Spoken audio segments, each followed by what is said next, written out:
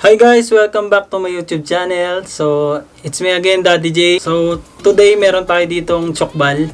Ang chokbal guys ay pinapakuluan na ng ilang oras para lumambot. So, pork siya. Tapos ito siya guys.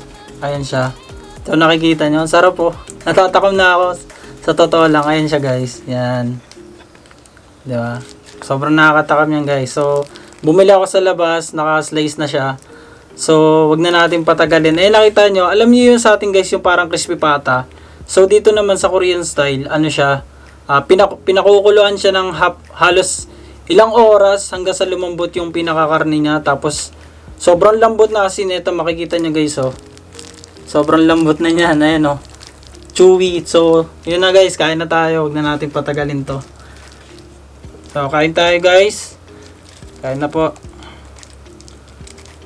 Ayan guys, oh, ito siya. Tapos lagyan natin ng garlic. So may garlic dito, no. Ayan, chunk ng karne. Tapos dalawin natin. Hindi kasi ako mahilig sa ibang condiments ng Korean guys. Hindi ako masyadong familiar eh.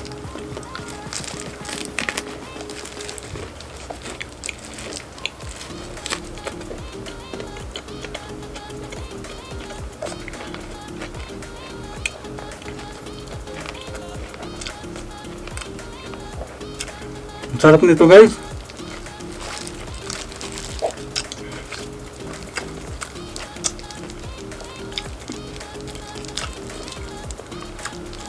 Lagyan natin ng chili.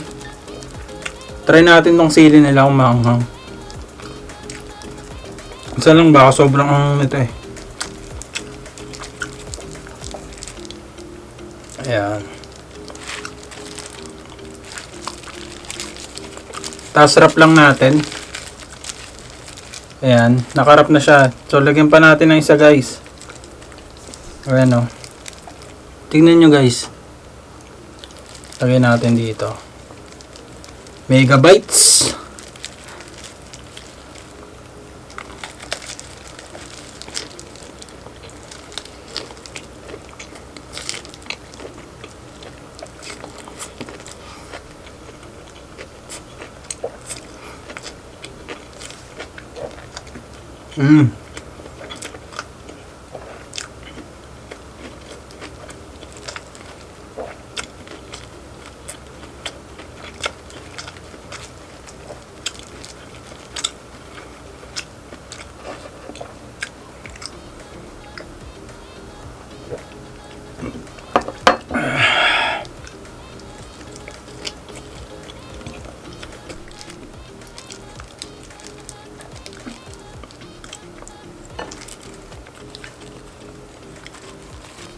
Kuha tayo guys ng lettuce.